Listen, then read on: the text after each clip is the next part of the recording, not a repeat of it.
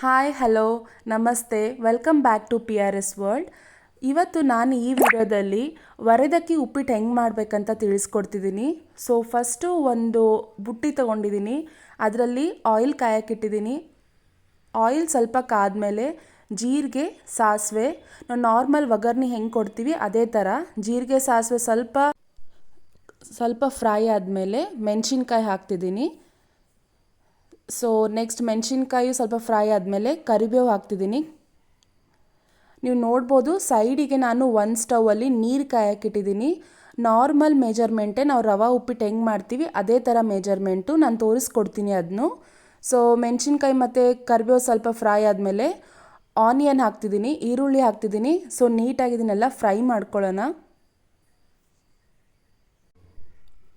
ಸ್ವಲ್ಪ ಪಿಂಕಿಶ್ ಬರೋ ಥರ ಫ್ರೈ ಮಾಡಿಕೊಂಡು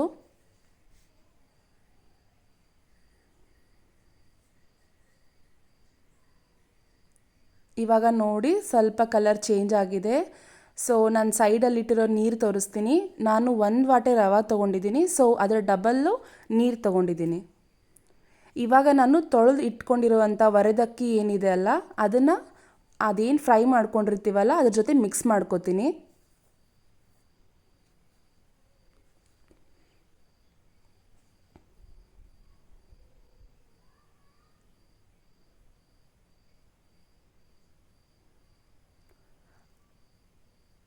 ಹಾಕ್ಕೊಂಡಿರೋ ಅಕ್ಕಿನೂ ನಾವು ಫ್ರೈ ಮಾಡ್ಕೋಬೇಕು. ಸ್ವಲ್ಪ ಫ್ರೈ ಆದಮೇಲೆ ಅದಕ್ಕೆ ಉಪ್ಪು ಹಾಕೋತಿದ್ದೀನಿ, ಟೇಸ್ಟ್ ತಕ್ಕಂಗೆ ಉಪ್ಪು. ಆಮೇಲೆ ಸಕ್ಕರೆ ಹಾಕ್ಕೊಳ್ಳಿ ಬೇಕಂದರೆ.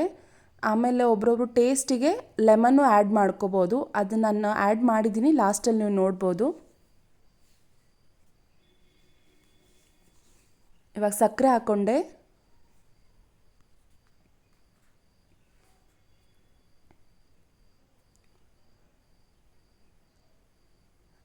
ಇವಾಗ ನಾನು ಏನು ನೀರು ಕಾಯಕ್ಕಿಟ್ಟಿದ್ನಲ್ಲ ಅದೇ ನೀರು ತಗೊಂಡು ಇದಕ್ಕೆ ಹುರಿದಿರೋಂಥ ಒಗ್ಗರಣೆ ಮತ್ತು ರವಾಕ್ಕೆ ಮಿಕ್ಸ್ ಮಾಡ್ಕೋತಿದ್ದೀನಿ.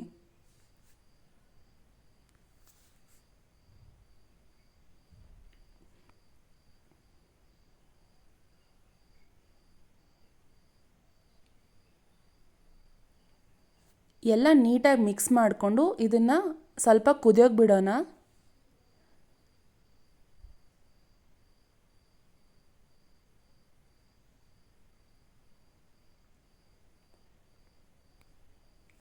ಒಂದು 5ರಿಂದ 8 ನಿಮಿಷ ಸಾಕು, ಕುದ್ದಿರುತ್ತೆ. ಕುದಿಯೋಕೆ ಬಿಟ್ಟು ಇದರಲ್ಲಿ ನಾನು ಇವಾಗ ಲೆಮನ್ ಆ್ಯಡ್ ಮಾಡ್ತಿದ್ದೀನಿ. ಸೊ ಇವಾಗ ಒಂದು 5ರಿಂದ 6 ನಿಮಿಷ ಆಗಿದೆ, ನೀವು ನೋಡ್ಬೋದು ಚೆನ್ನಾಗಿ ಕುದೀತಿದೆ.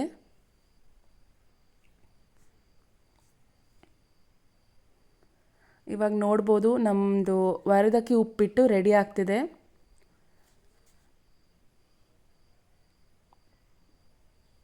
So it's almost ready.